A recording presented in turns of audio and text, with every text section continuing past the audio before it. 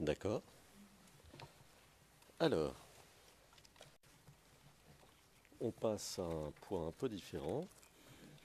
Vous nous aviez dit, le 28 septembre 2017, sur les transcrits real-time français du 28 septembre 2017, page 73,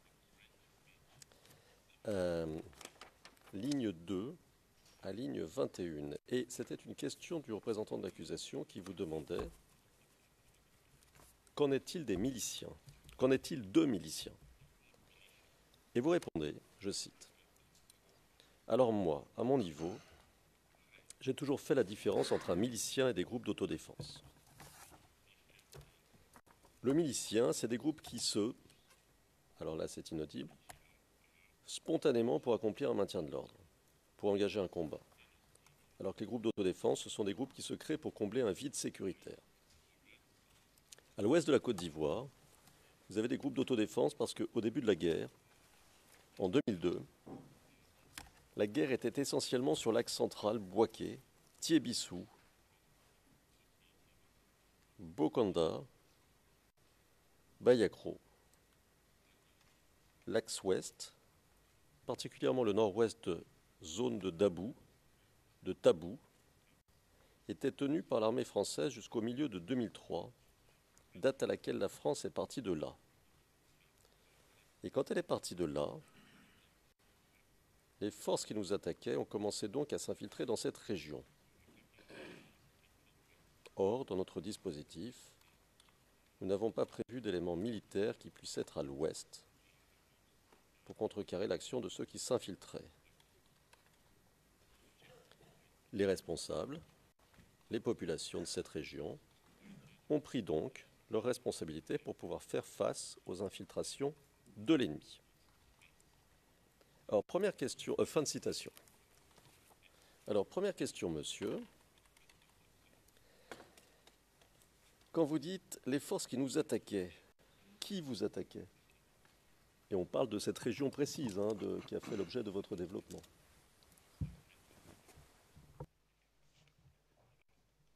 Je voudrais, Monsieur le Président, avec votre autorisation, apporter un rectificatif à la ville qui a été citée tout à l'heure. Ce n'est pas Tabou, mais c'est Touba. Si j'ai dû dire Tabou, c'est une erreur. C'est Touba. Donc, ceux qui nous attaquaient, c'était toujours les mêmes forces rebelles, voilà, qui nous attaquaient. D'accord. Savez-vous pour quelle raison les troupes françaises se sont retirées, vous nous dites, au milieu de 2003? Et si je comprends bien, vous nous direz pour que les choses soient claires, mais si je comprends bien, elles étaient dans toute cette région dont vous parlez, donc à l'ouest, et elles se sont retirées au milieu de 2003, c'est bien ça? C'est bien ça. Mais je ne saurais vous dire les raisons pour lesquelles ces troupes se sont retirées. Vous ne savez pas si c'était pour des raisons, disons, militaires ou pour des raisons politiques? Je ne saurais vous le dire. D'accord.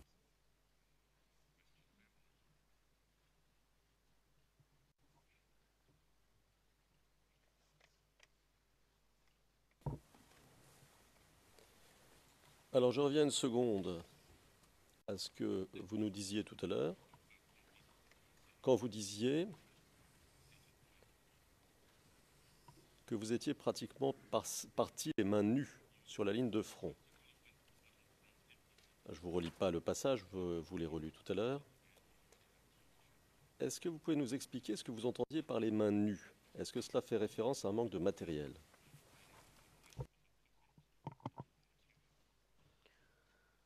C'est vrai, mettre main nue, c'était une image un peu trop poussée, mais je voulais me référer au matériel.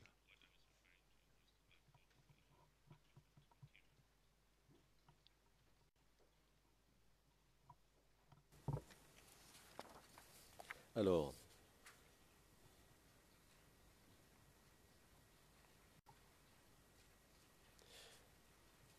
vous nous avez parlé de munitions qui seraient arrivées en 2003 je ne reviens pas là-dessus. Munitions et d'ailleurs certains armements. Je ne reviens pas là-dessus, sauf si vous voulez nous dire quelque chose de particulier. Mais ma question, c'est celle-ci. À partir de 2003, donc de ces livraisons dont vous nous avez parlé, et dont vous nous avez dit qu'elles étaient d'ailleurs, si j'ai bien compris, pas tout à fait adéquates, c'est ça que vous nous avez dit? Oui, mais j'ai parlé plutôt de la répartition des armes, qui n'était pas adéquate par rapport au principe de l'armée, en vigueur dans l'armée, pardon. D'accord. Donc ma question est simple. À partir de ce moment-là, 2003, jusqu'à la fin de la crise post-électorale, donc avril 2011, avez-vous, à un moment quelconque, reçu des armes ou des munitions? Non, maître. À partir de là, nous n'avons reçu aucune munition. Nous étions frappés par un embargo et il nous était possible d'avoir des munitions, bien qu'on en dépensait. Et dans l'armée, le principe, quand vous dépensez une munition, on vous les remplace. Mais je n'ai reçu aucune munition. D'accord. Alors, vous avez dit, c'est dans les transcrits français édités du 26 septembre 2017, page 74, lignes 12 à 16. Page 74, lignes 12 à 16. Et je cite, c'est vous qui parlez. Moi, j'ai dit au président Gbagbo, monsieur le président, on nous demande de fournir 4000. Bakayoko 4000 et moi 4000. Je n'ai pas de moyens, je n'ai pas de munitions. Et la réponse ce jour-là du président Gbagbo a été, allez-y, prenez. Prenez des bâtons, pardon. Allez-y, prenez des bâtons. C'est des opérations de maintien de l'ordre. Or, quand moi j'ai 4000, il y a au moins 1500 qui sont là, et le reste n'a pas d'armes. Fin de citation. Alors, à quel moment se situe-t-on quand vous racontez cette discussion avec le président Gbagbo et vous lui dites que vous n'avez pas d'armes? À peu près à quelle année, quelle période? Alors là, on se situe en 2010. C'était donc dans le cadre des préparatifs de la sécurisation du processus électoral. Là, c'était dans le cadre du centre de commandement intégré, déjà dans le mois d'octobre. D'accord. Alors, ce que vous dites... Enfin, je vais vous poser la question pour qu'on comprenne bien. Est-ce que vous dites que sur les 4000 hommes qu'on vous demande, seuls 1500 pourraient être armés? Est-ce que c'est ça que vous dites? C'est un exemple que j'ai pris. Mais sur les 4000 hommes qu'on me demandait, les 4000 ne pouvaient pas avoir d'armes. Disons, 3500 pouvaient avoir des armes, 500 autres non. D'accord. Est-ce que les 4000 hommes de Bakayoko auxquels vous faites allusion ici étaient, eux, armés?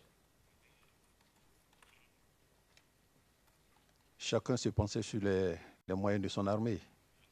Nous avons été tous deux convoqués par le président. D'ailleurs, j'ai fait des difficultés pour déployer mes hommes. Et le président nous a convoqués en présence du Premier ministre Soro. Et quand on est arrivé, il a dit, Mangou, garde à vous, Bakayoko, garde à vous, vous déployez 4000 Mangou, Bakayoko, vous déployez 4000. Je n'ai pas posé les questions à Bakayoko de savoir si ces 4000 avaient des armes ou pas.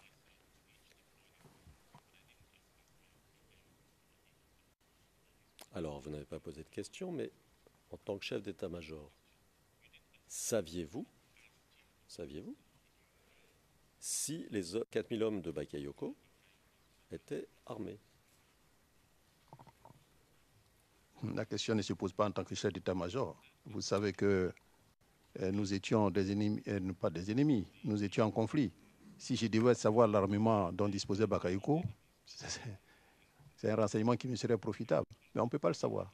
Bakayoko ne sait pas ce dont je dispose, moi je ne sais pas ce dont Bakayoko dispose. Au niveau des armes et des effectifs, Ça, c'est des renseignements qu'on ne peut pas livrer comme ça.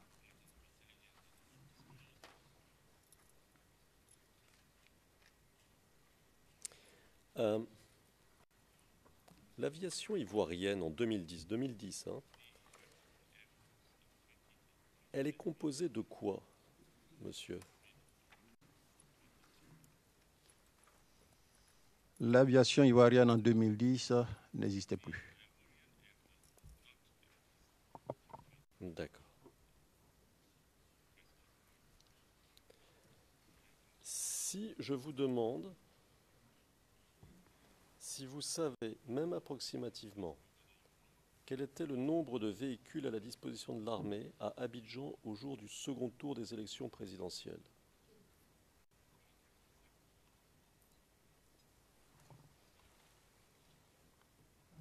Ça, c'est difficile. Ça serait difficile à dire. Je voudrais tout simplement vous faire remarquer qu'on n'avait pas de moyens roulants, j'entends, et ce depuis la sécurisation des audiences foraines. J'ai dû même en parler au président. Le président nous a remis 500 000 francs. Non, pas 500. 500 millions. 500 millions pour que nous puissions prendre des véhicules. Mais à l'époque, même pour se procurer les véhicules dans les maisons de, les maisons de vente de véhicules civils, c'était difficile. On ne veut même pas nous vendre de véhicules parce qu'on était frappé par un embargo. Donc, je voulais révéler un secret puisque c'est passé. Moi, je suis passé par une amie qui avait une maison qui vendait des véhicules, qui a pu nous vendre des véhicules de gamme civile. On a pu avoir au total 10 véhicules pour faire le transport. C'était difficile du côté de Bakayoko. Quand j'ai fait le compte rendu, le président m'a demandé de lui donner 2 ou 3 véhicules pour faire le transport de ces hommes. Nous lui avons remis 3 véhicules parce que notre souci premier, c'était d'aller à la paix, donc de faire travailler toutes les forces. Donc voilà, à partir de là, on n'a plus de véhicules parce que personne ne voulait nous vendre des véhicules.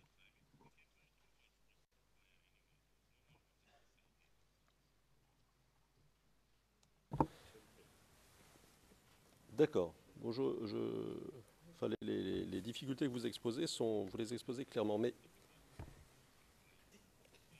est-ce que vous ne pouvez pas nous donner une approximation, 10, 100, 1000, je ne sais pas moi, une approximation du nombre de véhicules? Alors, on peut peut-être le dire comme ça, non pas à la disposition de l'armée, c'est peut-être trop complexe de s'en souvenir, mais en état de fonctionner, utilisable si vous voulez, au second tour d'élection présidentielle. Plus ou moins, plus ou moins.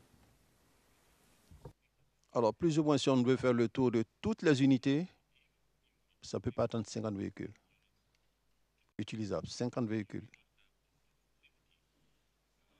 D'accord.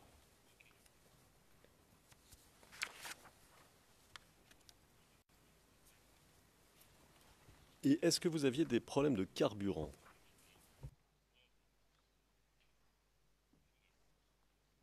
Oui, maître, on avait des problèmes de carburant.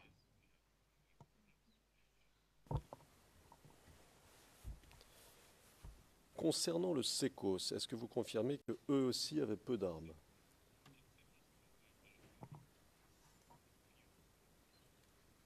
Non, bien au contraire. J'ai fait ressortir le fait que le SECOS était mieux armé, même que l'armée, la police et la gendarmerie. Donc, par rapport à ce que nous avait, le SECOS avait des moyens en armement.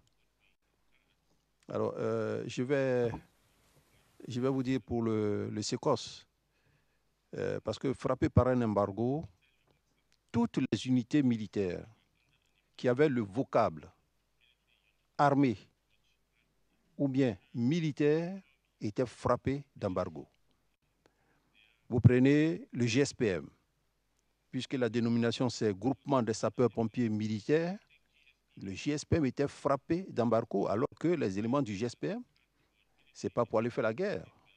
On connaît leur mission, c'est de secourir les accidentés et puis ceux qui sont confrontés à des problèmes. Mais le GSPM, compte tenu du fait qu'il y a le vocable militaire était frappé d'embargo, ne pouvait pas avoir d'armes.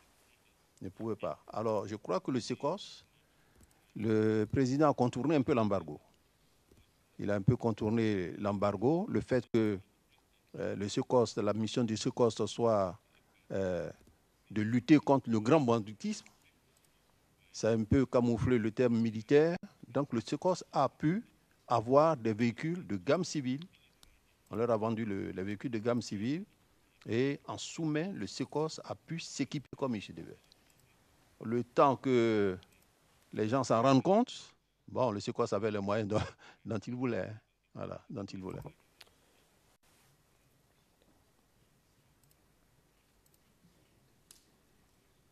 D'accord. Alors, lors de son témoignage, le général Bipoint nous a expliqué qu'il était en sous-effectif pour assurer toutes les missions du SECOS. Il nous a aussi expliqué que le SECOS ne disposait pas de dotation propre en armes, mais que les soldats détachés par chaque corps, c'est-à-dire la police, la gendarmerie, l'armée, venaient avec leurs propres armes. Et je vais vous lire un passage de son témoignage, mais après avoir vu... Le président, monsieur le procureur, monsieur MacDonald, ce n'est pas une objection en soi. Je voulais simplement signaler qu'il y a un problème entre la version française et la version anglaise. En anglais, nous avons la réponse, mais ça ne figure pas dans la version française. Lorsque le témoin dit, alors je cite en français, when the witness is referring to the SECOS. Donc, le témoin fait référence au SECOS. On retrouve cela dans la version en anglais, mais pas dans la version en français. Je voulais simplement m'assurer que ceci serait précisé tout de suite. Le président. Qu'est-ce que le témoin a dit?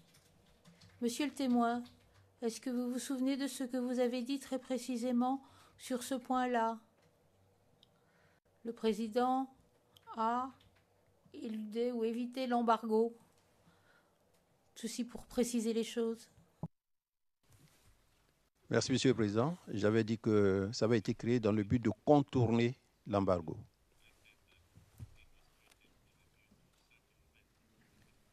The SECOS. Le président, le SECOS. Thank you. Le président, je vous remercie. Maître Altit. Alors, la référence est la suivante. ICC 211 02/11-01/15-T-137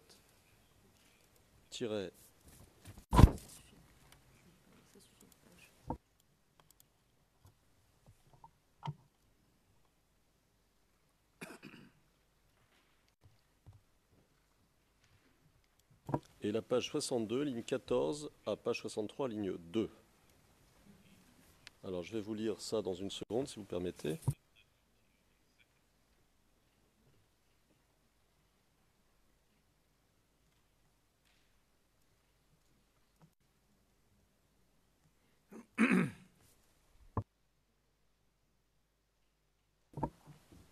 Alors, je vais vous lire cet échange. Et c'est le général Bipoint qui répond. Je cite. « Les éléments du SECOS n'ont pas d'armes de dotation en propre. Le SECOS n'a pas d'armes de dotation en propre. Chaque corps qui nous envoyait ces hommes les équipait en armement. » Question. Donc, les éléments de la BMO, c'est-à-dire cette unité qui s'est vue affecter des hommes comme vous nous l'avez dit tout à l'heure, de la gendarmerie et de la police, de quels armements disposaient-ils?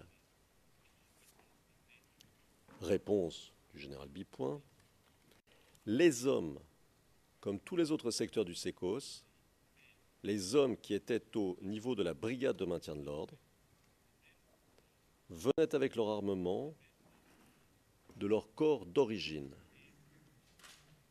Bien sûr, j'avais dit qu'il y avait un effectif d'environ un peu plus de 200. Mais on n'avait pas 200 armes. On avait, au niveau de la BMO, on avait à peine 40 armes. Parce que les corps étaient assez réticents pour nous donner leurs armements. Parce que les corps étaient assez réticents pour nous donner leurs armements. Ils donnaient les hommes, mais il y a très peu qui venaient avec l'armement. Donc dans l'ensemble, le SECOS était très mal armé, puisqu'on n'a pas d'armes en propre. Les armes dont nous disposions sont les armes qui provenaient des corps, c'est-à-dire de la gendarmerie, de la police et de l'armée. Et donc ils mettaient à notre disposition ce qu'ils voulaient bien mettre à notre disposition. Fin de citation. Vous confirmez ? Non, je ne confirme pas. Je ne confirme pas. Quand vous prenez l'effectif du SECOS, il vous a donné 200 personnes.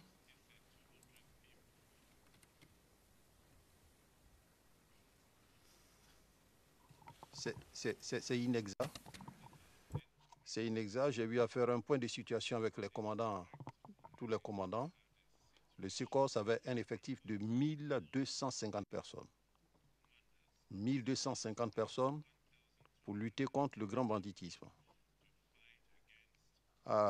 Disons le 2 juillet 2005, lorsque le SECOS a été créé, effectivement, on a prélevé des hommes et des armes dans les unités pour la constitution de base du SECOS.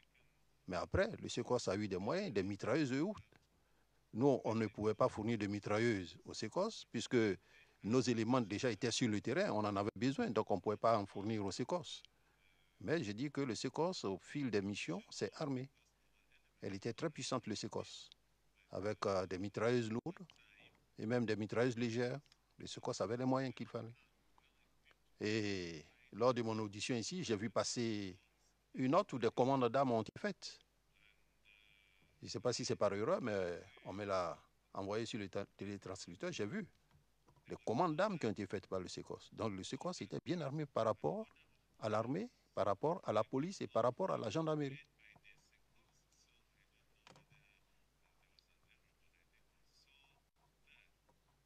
Alors, vous permettez que je complète, maître. Le SECOS prétend ne pas avoir d'effectifs, prétend ne pas avoir d'armes. Sa mission initiale, c'était la lutte contre le grand banditisme. Pourquoi a-t-il créé alors la brigade mobile de maintien de l'ordre? Ah oui, parce qu'il y a quand même une brigade mobile de maintien de l'ordre. Et la brigade mobile de maintien de l'ordre, ce n'est pas avec les armes conventionnelles. C'est avec les armes conventionnelles que le SECOS devait faire ce travail. Mais le SECOS part avec des armes prélevées dans les unités. Avec ces armes-là, on ne fait pas le maintien de l'ordre.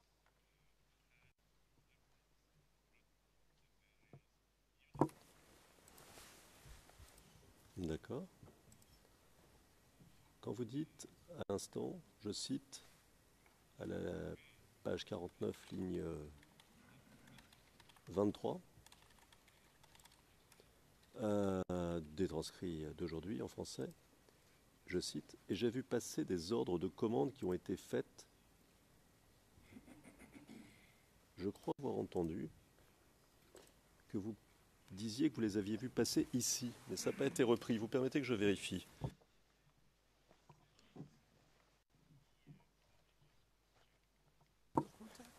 Alors, je vais vous reposer la question, ça sera plus simple, parce que vous venez de dire, j'ai vu passer des ordres de commandes qui ont été faites,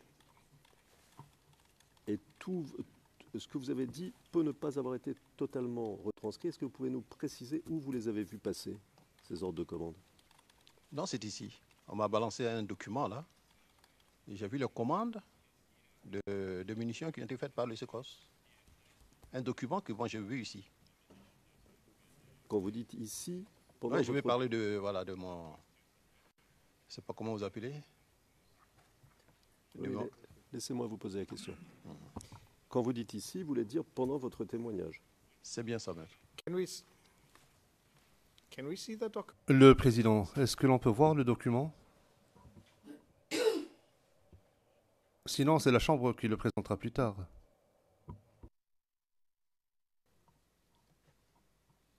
No, the document, the witnesses. Le document auquel le témoin fait référence. CIV OTP 00730215. Document dont il a dit qu'il avait vu ici. Et qu'est-ce qui se passe? No, I mean, it's up to you. I just. Je vous pose simplement la question. Bon, très bien, très bien. Le document est affiché maintenant. Est-ce que vous faites référence à ce document?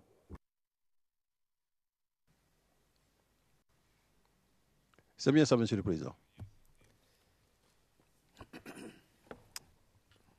What do you know about this?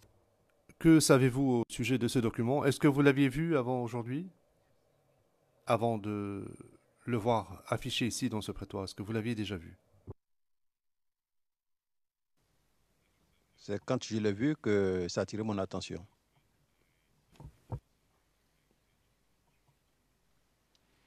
So, I mean, during. Pendant la crise, pendant la période suivant novembre ou octobre. Le document est daté du 1er novembre, je n'arrive pas à lire. Monsieur MacDonald, oui, il est en date du 1er novembre 2010. Et la certification des autorités ivoiriennes remonte à 2012 parce que le juge président interrompant. Monsieur MacDonald, est-ce que j'entends sonner un téléphone par hasard? Le président, oui. Donc, monsieur le témoin, vous n'avez pas vu ce document pendant la période de la crise, après le 1er novembre, et ce jusqu'au mois d'avril 2011.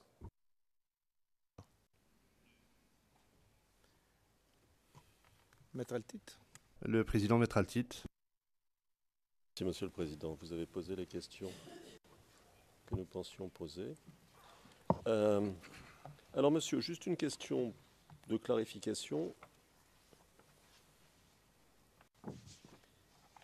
J'ai cru comprendre, et je pourrais vous citer le passage en question si vous le souhaitez, que c'est vous qui avez proposé, lorsque le président Gbagbo vous a demandé de lui proposer une unité qui sera à même de lutter contre le grand banditisme, que c'est vous qui lui avez proposé la création du SECOS. Est-ce que c'est juste? C'est bien juste, maître. Et pour que ce soit clair, c'était dans quelle année? En 2005. D'accord. Et c'est encore vous qui avez fait des suggestions sur la façon dont devait être organisé le SECOS et sur la nomination du général Guébipoint à sa tête, c'est bien ça? C'est bien ça, maître.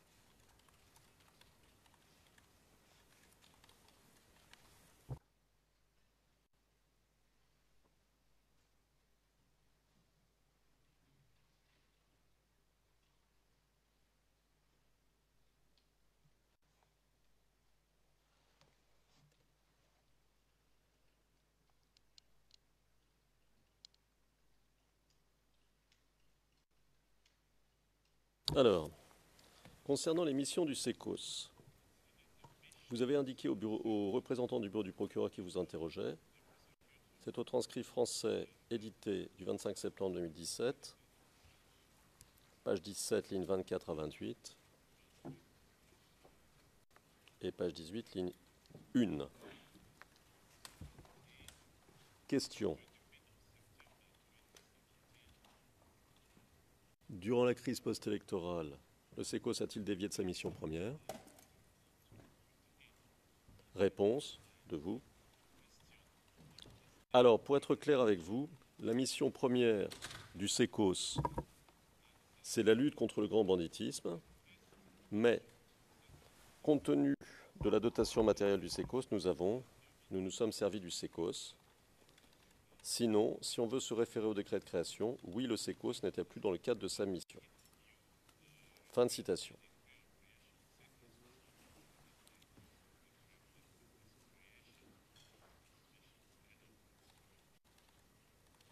Dans votre déclaration aux enquêteurs du bureau du procureur en 2013,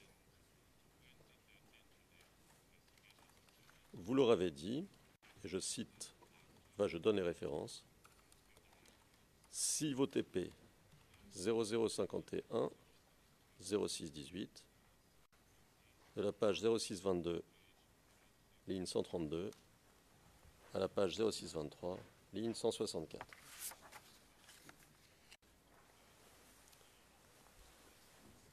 Et je cite.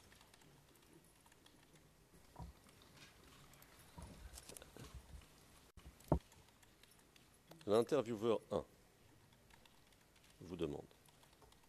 Et on parle là de votre déclaration en 2013. Hein. Donc l'intervieweur 1 vous demande. D'accord.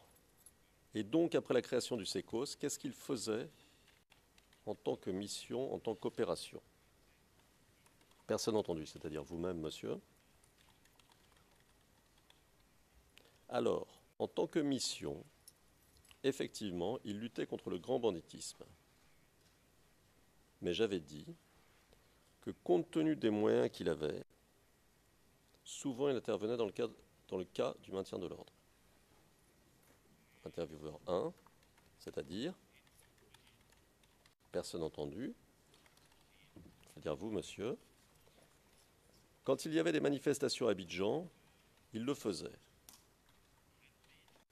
Où je disais que le SECOS avait outrepassé ses missions, c'est que souvent, on le retrouvait sur l'autoroute.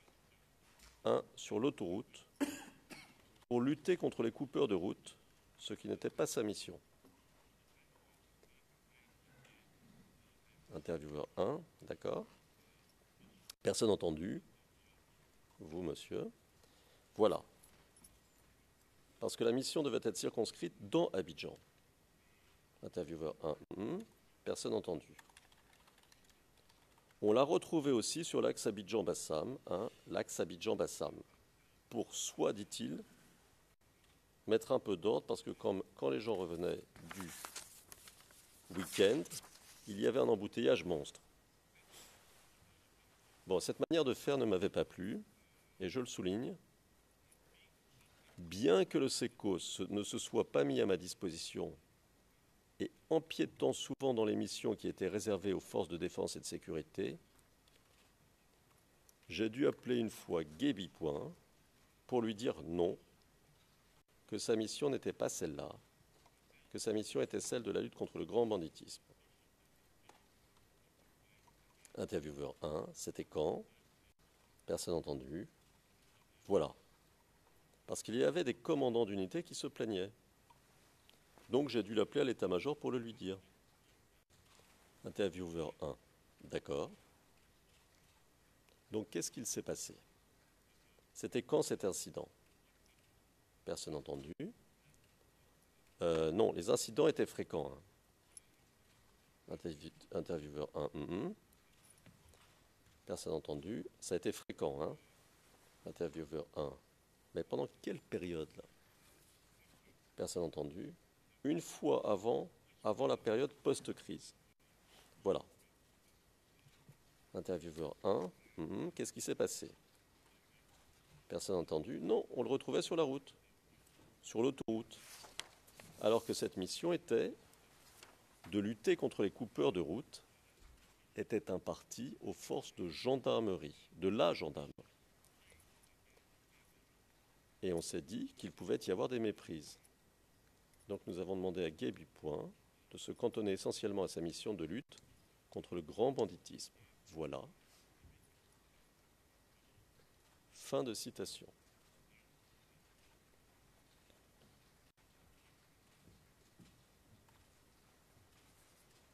confirmez avoir dit cela aux enquêteurs? Oui, maître, je le confirme.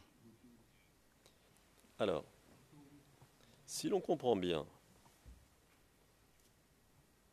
ce que vous dites là, ce que vous entendez par le fait que le SECOS dépasse le cadre de ses fonctions, c'est qu'il procédait à des contrôles autoroutiers et la régulation de la circulation à la place de la gendarmerie. Est-ce que c'est ça? Il y a ça. Et il y a le fait même que le SECOS ait créé une section de maintien de l'ordre. La lutte contre le grand banditisme, ce n'est pas le maintien de l'ordre.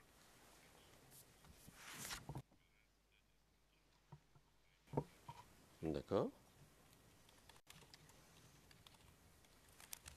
Alors on passe à un autre point.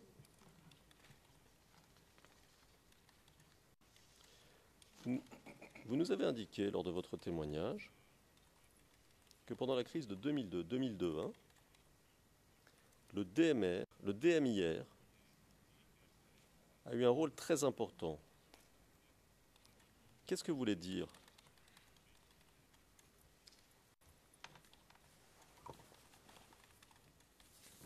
Donc, pardon. Ici, j'ai souligné pourquoi cette unité avait été tant sollicitée. Parce qu'il y avait une certaine cohésion au niveau des hommes. Ce sont des hommes qui, en temps de paix, s'étaient entraînés avec leur chef et qui, sur le terrain, obéissaient au doigt et à l'ordre à leur chef. Et je ne jette pas le discrédit sur l'excellent comportement des autres unités qui se sont également très bien comportées.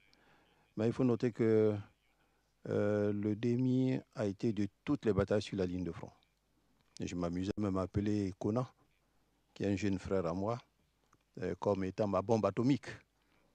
Parce que partout où on était attaqué, quand on envoyait le DMI, en tout cas, on était sûr d'avoir de très bons résultats.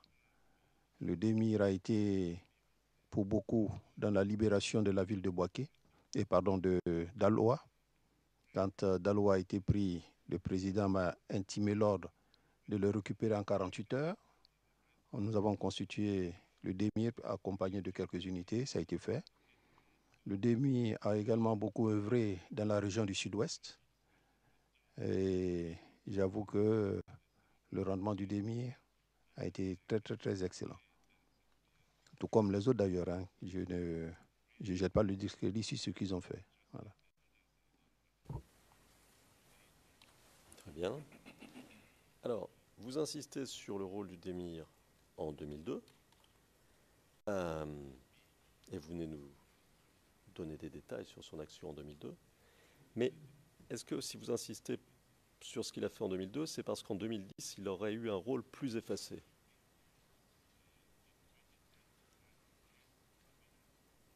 Pas du tout. En 2010, je vous l'avais dit, le DMIR était une unité d'intervention au niveau de Cocody. Il faut noter que ce n'était pas sous le même commandement de la même personne. Le DMIR, quand il agissait au niveau du théâtre des opérations, c'était avec le colonel Conan, le capitaine de vaisseau-major Conan lui-même, aux commandes. Or, ce qu'on a vu dans la crise, c'était, j'allais dire, une section du DMI. Ce n'était pas tout le DMI complet. C'était une section du DMI en gros.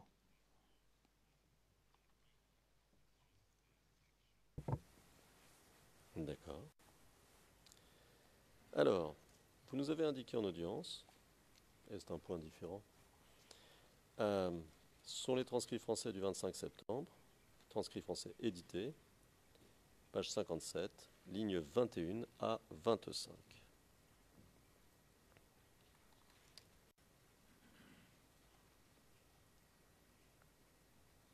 À une question qui était, je cite,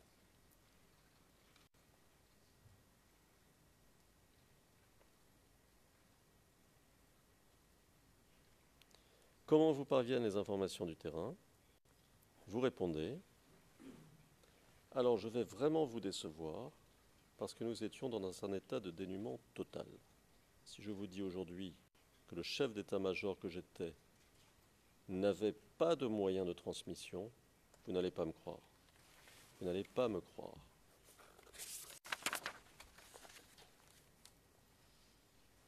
Alors, ma question, en fonction de ce que vous avez dit, notamment là, mais vous avez dit d'autres choses sur le dénuement en moyens concernant les transmissions, et je n'y reviens pas pour aller vite. Est-il juste de dire que toutes les communications de l'armée ivoirienne étaient interceptables?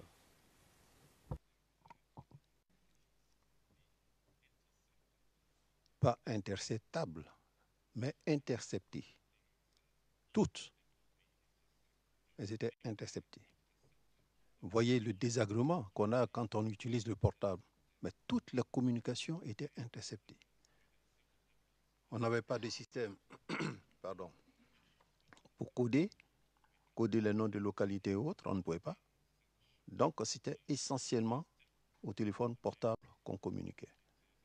Et même dans les bombardements, ce qu'on faisait, on appelait les pilotes. Avec eux, on voyait la position de l'objectif sur la carte. On leur donnait les coordonnées de nos éléments sur le terrain. On demandait aux pilotes, avant d'aller bombarder un point, de passer sur le point, sur la position de nos éléments, afin qu'ils voient partir l'hélico. Et à la fin de la mission, de revenir sur la position, faire des battements d'ailes pour leur dire que la mission est terminée avant de leur permettre de reprendre la progression. Inconvénient, beaucoup de temps perdu, et pour les pilotes, et pour les troupes. Donc c'était vraiment difficile. Je voudrais vous relater un exemple que nous avons vécu en pleine crise. Une de nos unités qui a été attaquée à Boisflé, disons à quelques kilomètres de Daloa, de Yamsokro, par des éléments pratiquement dont l'effectif dépassait l'effectif de nos éléments en place. Et la personne qui commandait cette unité, c'était le commandant là. Donc, qui m'appelle au téléphone, pratiquement en pleurs, pour dire que vraiment ils sont dépassés, qu'ils ne peuvent rien et qu'ils demandent un appui aérien. Mais le combat étant déjà engagé, comment définir la position de nos hommes par rapport à la position de l'ennemi? Alors je lui ai dit, mais là, c'était des cris de détresse. Donc je lui ai dit, ok, on vous envoie le Mi-24. Mais ce que vous allez faire, essayez de récupérer des pneus usagés, allumez, mettez le feu et restez entre ces pneus, ne bougez pas. Faites en sorte que ça encadre vos éléments sur le terrain. Et c'est ce que nous avons indiqué au pilote. Et quand il est arrivé, il est donc passé par-dessus nos hommes, mais là encore c'était des cris, non, mon colonel c'est pas ça, mon colonel non, il va nous tuer, mon colonel non. Mais il a fallu que l'avion reparte, se repositionne, et quand il a commencé à tirer, elle a dit, ah c'est bon maintenant, c'est bon. Vous voyez comment on a travaillé sur le terrain dans des conditions extrêmement difficiles, sans transmission. Et cela est dû aussi au fait que le matériel qu'on avait sur le terrain, c'était un matériel hétéroclite, de nationalités différentes. Je vous ai donné le pays qui nous a fourni du matériel, mais même s'il y a des postes, on ne sait pas lire. Hein, c'est écrit dans leur langue, on ne peut pas le lire. On ne peut pas le lire. Vous voyez un peu ce qui s'est passé en France lorsqu'il s'est agi de fournir un avis de guerre. Quand la commande a été annulée, mais on a dû procéder encore.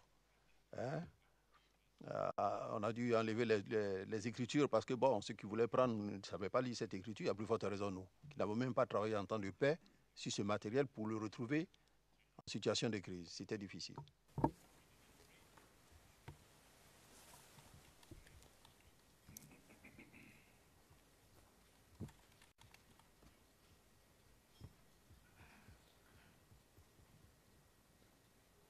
Alors, bon, c'était tout à fait clair et vos deux récits tout à fait illustratifs, si je puis dire, du dénuement, en effet, dont vous parlez. Mais vous parliez à l'instant du dénuement avant 2004, puisque vous parliez d'avions, donc avant la destruction des avions ivoiriens. Donc si je comprends bien, c'était avant 2004, c'est bien ça? Vous prenez toute la période de crise, des deux crises, on était dans un état de dénuement total, encore accentué après 2006 où un embargo sans nom nous frappait. On ne pouvait rien avoir. Parce que les forces impartiales, compte tenu d'un avenant signé entre l'État ivoirien et l'ONU, allaient jusque dans les magasins d'armes, comptaient les munitions et savaient combien on avait. Et elles savaient où se trouvaient nos soutes. Elles savaient où se trouvaient nos soutes.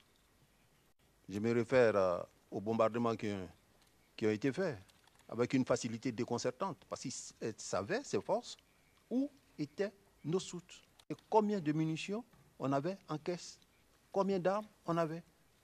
Donc quand ils prennent le total et qu'il y a une arme qui s'ajoute, ils vous posent la question de savoir mais où vous l'avez trouvé. Où vous l'avez trouvé. Le seul coin qui n'était pas visité par eux, c'était le palais présidentiel. Sinon, toutes les soutes étaient visitées. Alors, on va revenir une seconde à ce que vous venez de dire. Donc, quand vous dites les forces impartiales, vous voulez parler des forces onusiennes et des forces françaises, c'est ça? C'est bien ça. Donc, vous nous dites que l'ONUSI et les Français savent exactement l'état de votre armement et de vos munitions, c'est ça? C'est bien ça. D'accord. Et vous nous avez dit, c'est parce qu'ils connaissaient l'état de notre armement et le lieu, ou les lieux où nous stockions ces armements, qu'ils ont pu nous bombarder si facilement. Et là, je suppose, je vous pose la question, que vous faites allusion aux bombardements qui ont lieu à la fin de la crise post-électorale. Est-ce que c'est ça? C'est bien ça. D'accord. Bon, juste pour la clarté des débats, ce que vous disiez au début, c'était donc les deux histoires. On a bien compris que le dénuement était total de 2000, du début à la fin de la crise post-électorale.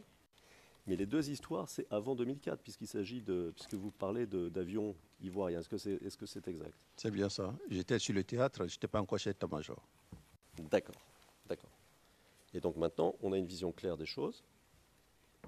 Et vous nous dites, pour répondre à ma question d'origine, qu'en 2010-2011, vous n'aviez pas de meilleure communication qu'avant. C'était tout aussi difficile, c'est ça? On n'en avait même pas. D'accord.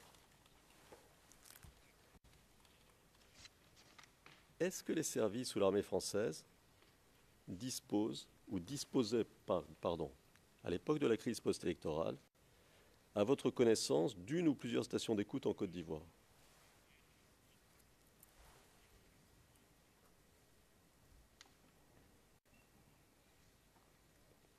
Ça relève du secret. On ne peut pas le savoir. On ne peut vraiment pas le savoir. Mais ce que je sais, c'est que chaque fois, ils déployaient un satellite. Un satellite qui leur permettait de voir tout ce qui se faisait. Et il y avait aussi un breguet, sorte d'avion de renseignement, qui survolait constamment la zone et qui donnait les renseignements, certainement. Mais je ne peux pas vous déterminer les stations d'écoute, parce que même s'il y en a, ils feront en sorte que nous, on ne le sache pas. Et pour que ce soit tout à fait clair, vous parlez ici, on parle bien de la période de la crise post-électorale, n'est-ce pas? C'est bien ça. Quand vous dites un breguet, est-ce que vous pouvez expliquer à cette chambre ce que vous voulez dire par là? Parce que vous parlez probablement d'un avion qui a été, qui sert à écouter, si je comprends ce que vous dites. Mais est-ce que vous pouvez en dire plus à cette chambre, que l'on comprenne bien ce que vous voulez dire? Oui, c'est bien ça. Un avion qui sert à écouter, un avion qui transmet également des renseignements, qui fait des photos aériennes et qui vole à très très haute altitude. D'accord. Est-ce que vous pouvez dire à cette chambre, pour que les choses soient claires, l'équivalent, pour qu'on ait une comparaison, dans l'armée américaine, ce ne serait pas un breguet, ce serait quoi? Quel est l'équivalent américain du breguet dont vous parlez?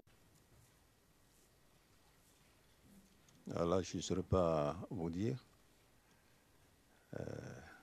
L'équivalent en Amérique, je ne vois pas ce que c'est. Bon. Alors,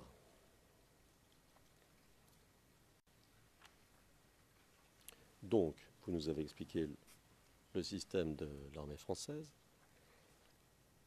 Si l'on réduit un peu le champ de la question, est-ce qu'à votre connaissance, vos communications étaient écoutées, cette fois-ci, je dis, par les services français, par les services spéciaux français? Moi, j'ai pas de doute là-dessus. J'ai pas de doute. Je sais que nous étions écoutés.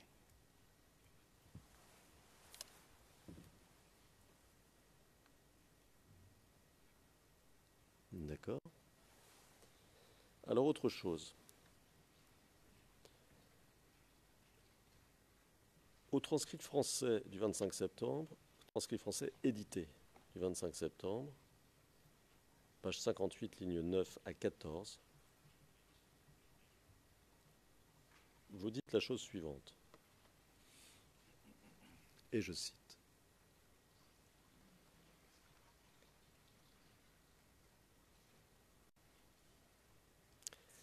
C'est par cellulaire. On les communiquait par cellulaire. Donc, Detto, Conan, qui avaient des cellulaires, m'appelaient au cellulaire pour me communiquer les ordres. Et quand nous avons su que nous étions infiltrés et que ce n'était pas vraiment fiable,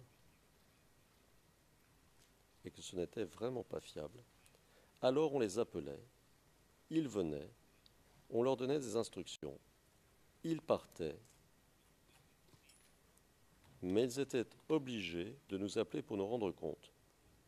Donc c'est toujours par cellulaire. Fin de citation. Alors, ma question, c'est cette phrase que vous dites. Et quand nous avons su que nous étions infiltrés et que ce n'était pas vraiment fiable. Alors, vous étiez infiltrés à quel niveau? Au niveau de l'état-major? Oui, au niveau de l'état-major et même au niveau des unités. Expliquez-nous. Alors, au niveau de l'état-major, au niveau des unités, on avait des éléments qui étaient avec nous, des militaires qui transmettaient le renseignement à l'ennemi.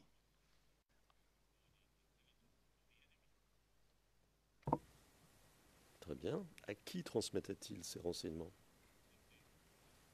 Alors, quand nous étions dans la crise de 2002 jusqu'à 2004, ils transmettaient ces renseignements aux ex-forces, aux ex-FAFEN.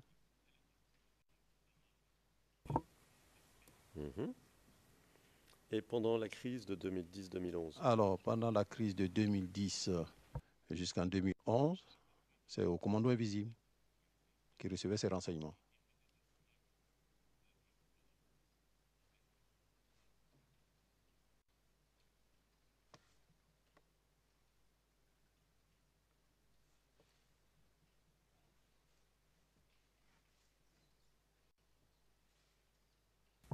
Alors, il existe au dossier de l'affaire, monsieur, des éléments qui indiquent que certains soldats, dans certaines unités, par exemple au BASA, commettaient des actes de sabotage contre le matériel. Est-ce que vous aviez des informations à ce sujet? Je n'ai pas d'informations à ce sujet. Normalement, s'il y en avait, c'est le général Detto qui devait me rendre compte, puisque c'était lui le commissaire. Mais en aucun moment, il ne m'a fait ce genre d'informations. J'ai été surpris également de l'apprendre, suivant le procès, qu'un soldat ait dit qu'ils ont procédé au sabotage du matériel. J'ai été surpris de l'apprendre.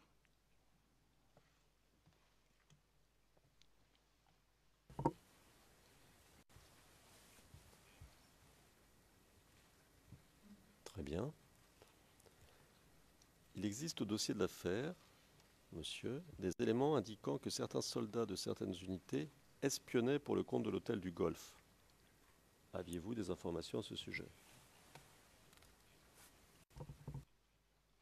Là-dessus, je n'ai pas d'informations. Je ne savais pas si au Golfe, il y avait un centre opérationnel, mais les renseignements qui étaient transmis, c'est ceux dont je vous ai parlé tout à l'heure, vers les unités militaires et vers le commando invisible.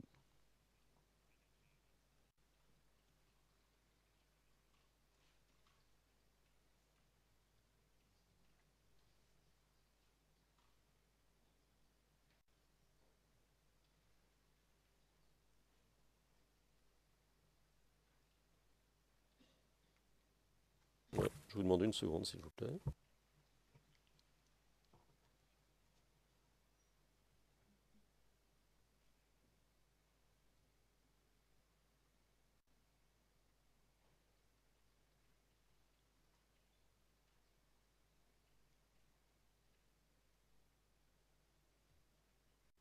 Monsieur, on passe à un autre sujet.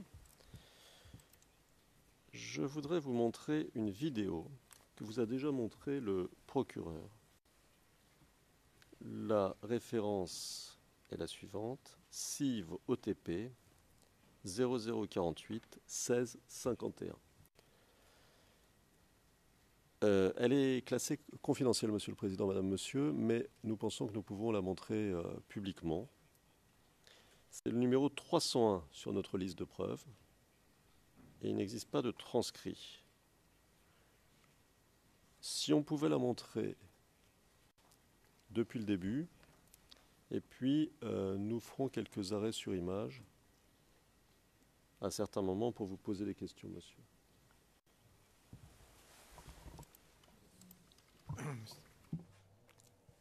Le Président, Monsieur le procureur,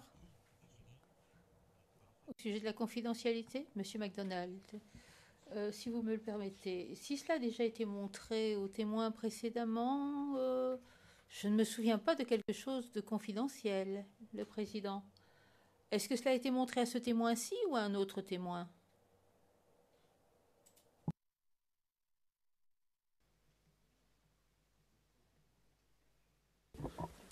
It's public. Monsieur MacDonald, c'est public. Le Président, c'est public. Alors, cela peut être montré en public. Quel est le canal? La greffière d'audience, il s'agit du pavé numéro 2. La main est à la défense.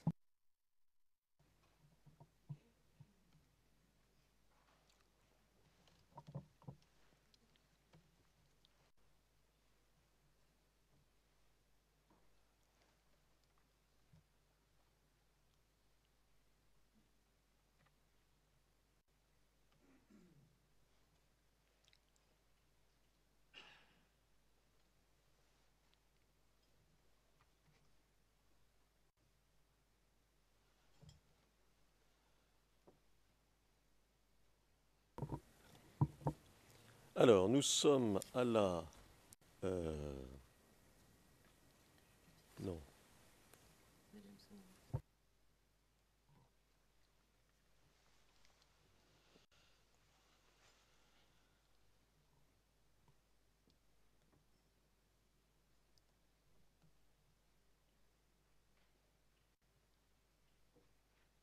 Alors, nous vérifions les timecodes, si vous permettez, Monsieur le Président.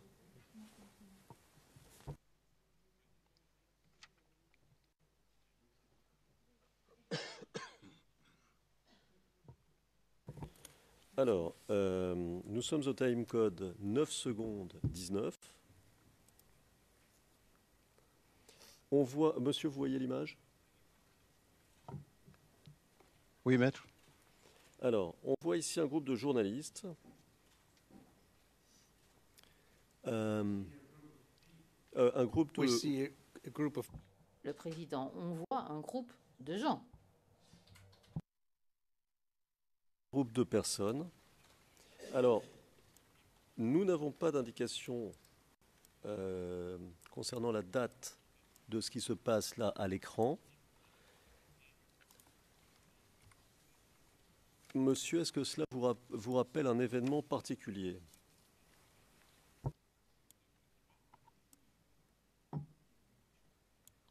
J'avais déjà dit que quand on m'avait montré cette image, que c'était la première fois que je la voyais. Néanmoins, je vois le lieu où les gens se sont entrepés. Je reconnais le lieu.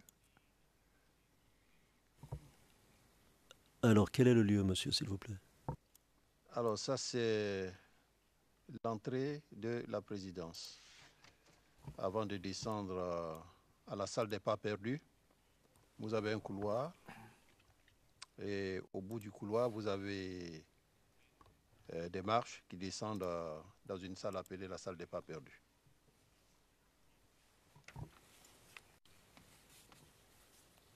D'accord. Alors on va continuer.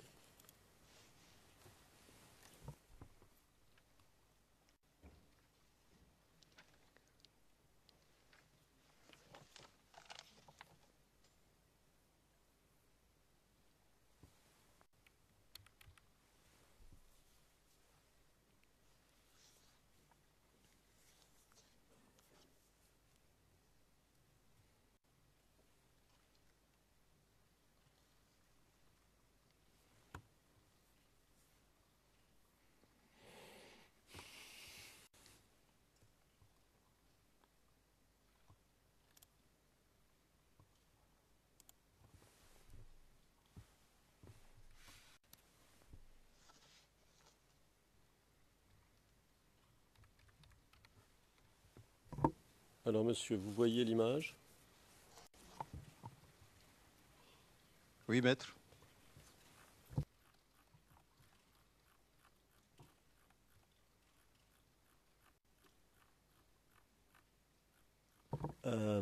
Qu'est-ce qu'elle montre l'image, si vous pouvez nous dire? Alors, l'image montre l'entreposage de caisses de munitions. Comment vous savez que ce sont des caisses de munitions? Par habitude. Est-ce que quelque chose sur ces caisses vous donne des indications quant à leur contenu? Non, j'ai parlé de caisses pour le moment. Je n'ai pas parlé de contenu. Ce sont des caisses de munitions. Maintenant, est-ce qu'elles sont pleines, est-ce qu'elles sont vides? Je crois qu'au fur et à mesure qu'on fera avancer les images, je pourrai vous le dire. Mais pour le moment, ce sont des caisses de munitions qui sont entreposées là.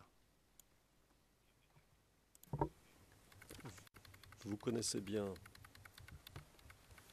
ce à quoi ressemblent des caisses de munitions. Ce sont des caisses de munitions récentes ou des caisses, enfin plus exactement, les caisses sont récentes ou sont anciennes? Elles sont d'un modèle récent ou d'un modèle ancien? Alors là, moi, je ne poserai pas la question dans ce sens. Parce que des caisses de munitions au sous-sol de la présidence, je crois qu'en ce moment, on devait lever les bras au ciel pour remercier le Seigneur. Que le président Laurent Gbagbo se soit assis sur une véritable poudrière. Ce n'est pas normal que des caisses de munitions se retrouvent là. Vous connaissez tous... Monsieur le témoin, pardon, je vous interromps, parce que là vous faites des commentaires, mais je voudrais que vous répondiez à ma question. Oui. Le modèle, là, les modèles de caisses qu'on voit. Ah, les modèles. Ce sont des caisses de type ou de modèle ancien ou récent?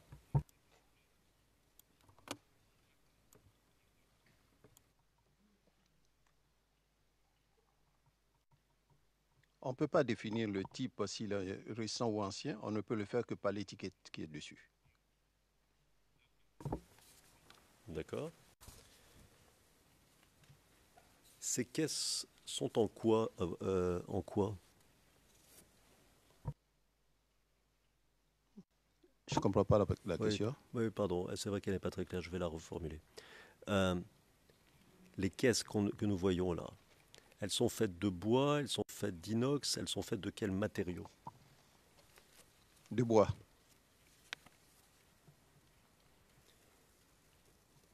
Et il y a une espèce de substance blanche dessus. C'est quoi à votre avis?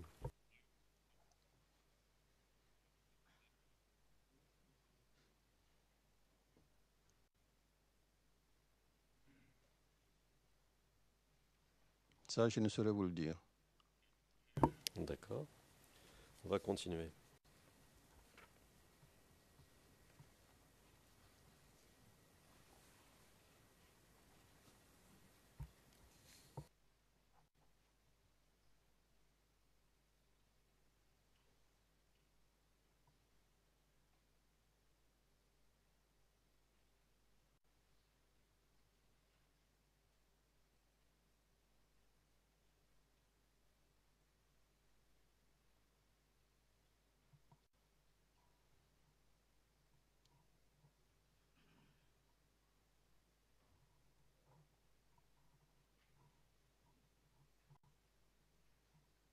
Alors, monsieur, vous voyez l'image? Oui, je vois l'image. Alors, on voit sur l'image que les loquets ou le loquet en l'occurrence, de la caisse est brisé, la caisse pourrait donc être vide, n'est-ce pas? Fort possible. Non, attends, je...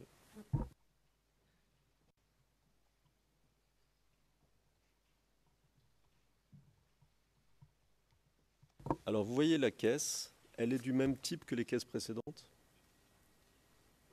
Non, elle n'est pas du même type. Celle qui est en haut m'a l'air d'une caisse métallique. Par contre, celle qui est en bas, d'une caisse en bois. D'accord. La caisse métallique ou les deux caisses que vous voyez là sont-elles d'un modèle plus récent que les caisses dont vous nous avez dit qu'elles étaient en bois, que nous avons vues il y a quelques secondes? Plus récent, ça serait difficile à le dire.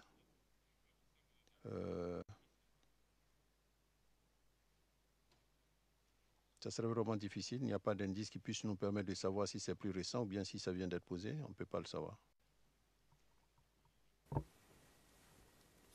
D'accord.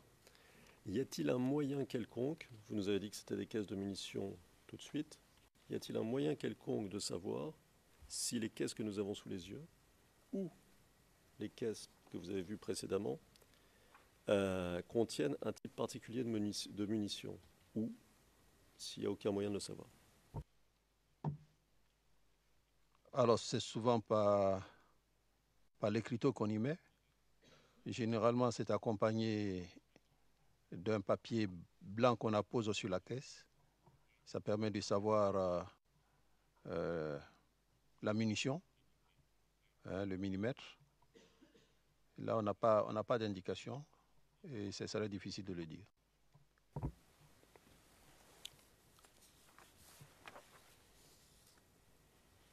Étiez-vous au courant de l'existence d'un éventuel dépôt de munitions dans les sous-sols du palais? Non, je n'ai pas été informé. Je n'ai pas été informé, même si j'avais été informé, je pense que ce n'est pas le lieu où on doit mettre les munitions.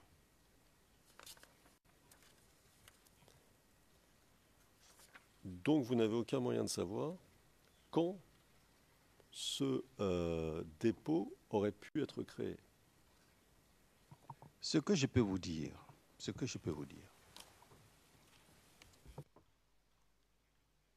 lorsque les armes sont arrivées, lorsqu'il y a eu des avions Sukhoi et que nos avions ont été détruits, ces avions avaient un nombre important de munitions stockées à la base aérienne. Et quand les forces impartiales, j'allais dire les forces françaises, l'ont su, très rapidement, elles ont communiqué ça à Air France. Air France a refusé d'atterrir à Abidjan tant qu'on n'enlevait pas ces munitions. Parce que l'onde de choc pouvait occasionner des étincelles et provoquer une explosion qui pouvait atteindre même Makori. C'est-à-dire tout l'aéroport sautait, Koumassi sautait, Makori sautait. Quand j'ai rendu compte au président Laurent Gbagbo, le président nous a donné 500 000 francs et nous a demandé de trouver un coin où mettre toutes ces munitions.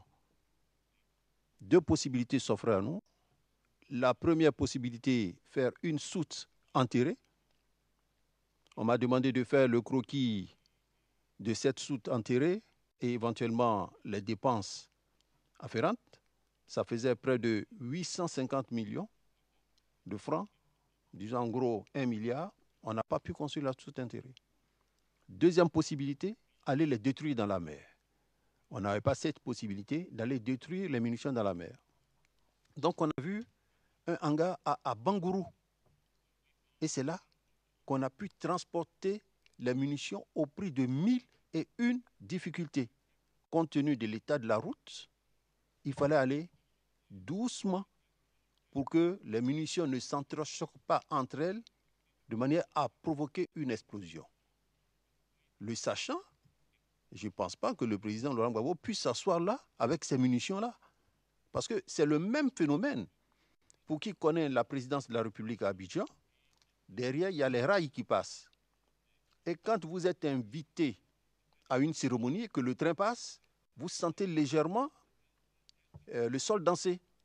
Alors, si on met ces munitions-là, ça peut s'entrechoquer et puis provoquer une explosion, non seulement du palais présidentiel, mais également de tout le plateau et même jusqu'à Treichville. Je crois que vous avez encore à l'esprit, je ne vais pas citer l'exemple, d'un pays africain où il y a eu l'explosion.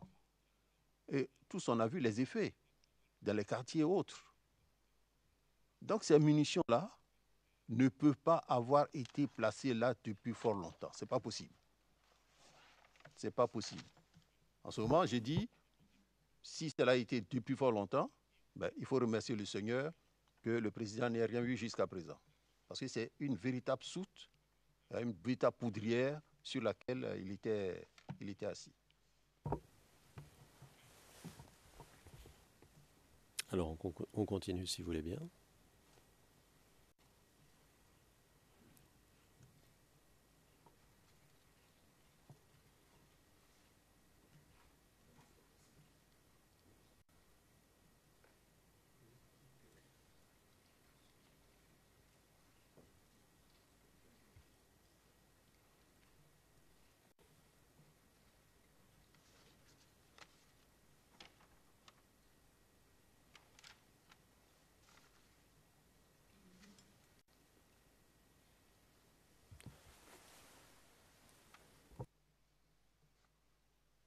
Alors, vous voyez l'étiquette, monsieur?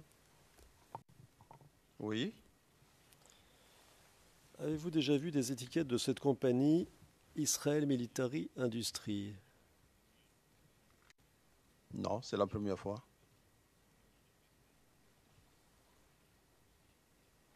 Est-ce que vous voyez des erreurs sur l'étiquette?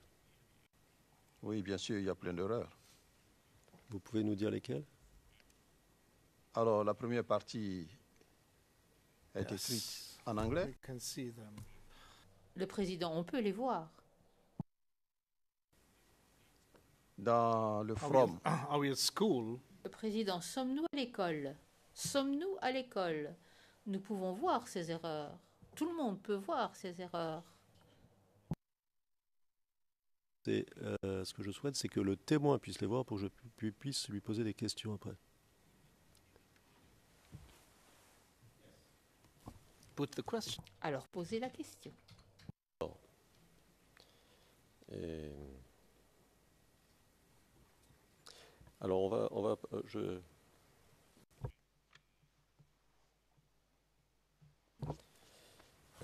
donc, avez-vous déjà vu des caisses d'armement ou de munitions ou de matériel militaire dans votre carrière avec autant d'erreurs sur une étiquette?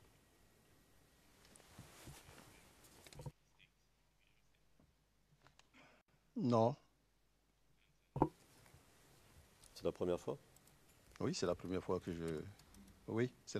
je vois ça. Est-ce que vous voyez une indication de date de livraison?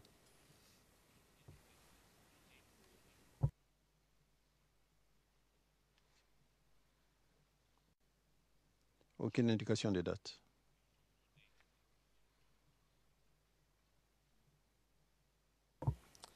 Alors, lorsque le procureur vous a montré cette vidéo, vous avez indiqué, c'est dans les transcrits français édités du 26 septembre 2017, page 48, ligne 18 à 24. D'abord une réponse que vous avez faite.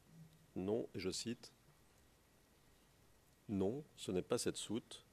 J'ai été commandant en seconde de la garde républicaine, je connais bien le sous-sol, et ces munitions que vous voyez, les caissettes de munitions que vous voyez, prouvent tout simplement que ce sont des munitions qui sont arrivées stockées là.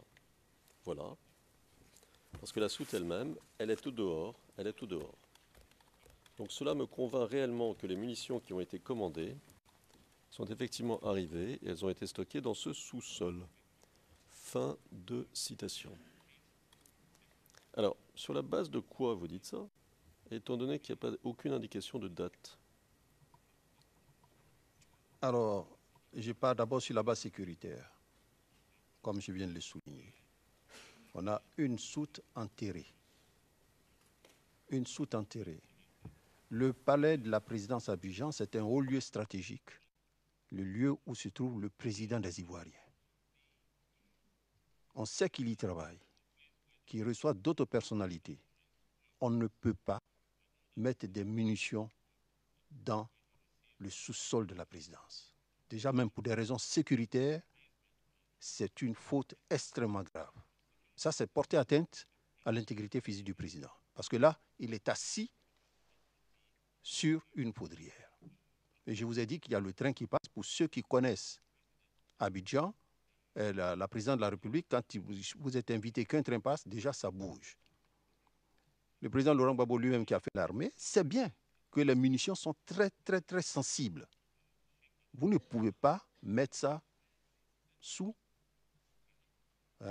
le, comment on appelle ça, dans le sous-sol du palais de la présidence. Ça, dans n'importe quel pays, ça serait inadmissible et vraiment intolérable. Ça, c'est le premier point. Le deuxième point, parce que là, l'image continue, les crapauds qui ont été placés, la défense contre la DCA, contre avion, moi, quand j'ai regardé ça, j'ai dit, mais c'est un leurre. Un leurre pour attirer les avions à passer là. Parce que s'ils s'étaient amusés à descendre un peu plus du côté est et qu'ils avaient frappé la soute, c'est tout le palais qui sautait. C'est tout le palais de la présidence qui sautait. Donc, ils ont placé les crapauds de telle sorte que quand le pilote arrive, il ne voit que les crapauds pour frapper sur les crapauds. Parce que s'il dévie pour frapper là, c'est tout le plateau. Maintenant, vous m'avez présenté, je vois l'étiquette. Mais oui, mais l'étiquette aussi, qu'est-ce qui ne vous dit pas que c'est une diversion qui est faite sur l'étiquette pour qu'on fasse des erreurs, pour qu'on trompe un peu les gens? C'est une diversion.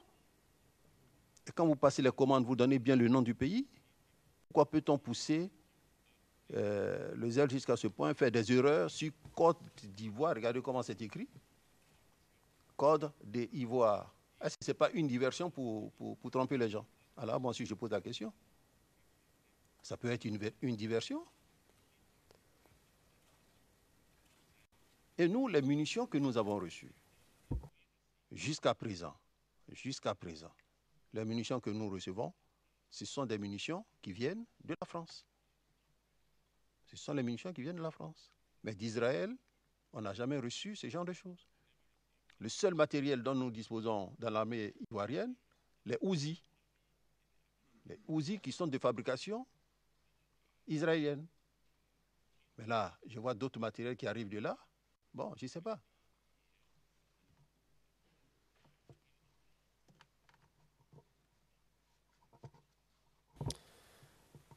Donc, monsieur, là, à partir de ces images, il n'y a aucun moyen de savoir, un, vous nous l'avez dit, s'il y a des munitions dans ces caisses, et deux, quels sont les types de munitions. Par conséquent, ma question est, il n'y a aucun moyen de savoir, n'y a-t-il aucun moyen de savoir si les munitions éventuelles qui seraient là correspondent ou correspondaient aux armes dont vous disposez, dont vous disposiez à l'époque? Vous avez tout à l'heure souligné, maître, que j'ai déjà vu la vidéo, j'ai dit oui. Là, vous vous arrêtez sur un élément où la caisse est fermée. Je ne peux pas savoir s'il y a des munitions ou pas. Donc, avançons, on verra bien. Très bien.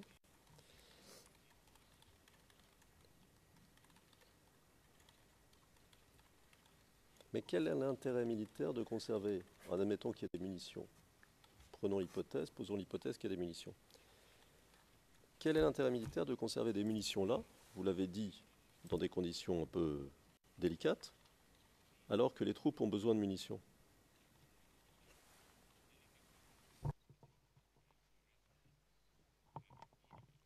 Alors, pour répondre à votre question, si les troupes ont besoin de munitions, ce n'est pas dans le sous-sol de la présidence. Pourquoi on n'en met pas dans les soutes de l'état-major?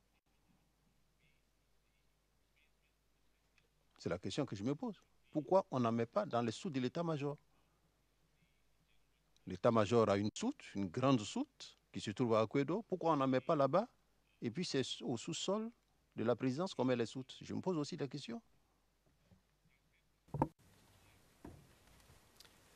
Donc d'un point de vue militaire, ce que vous nous dites, c'est que c'est absurde de garder des munitions sans les utiliser au moment où on en a besoin, c'est ça?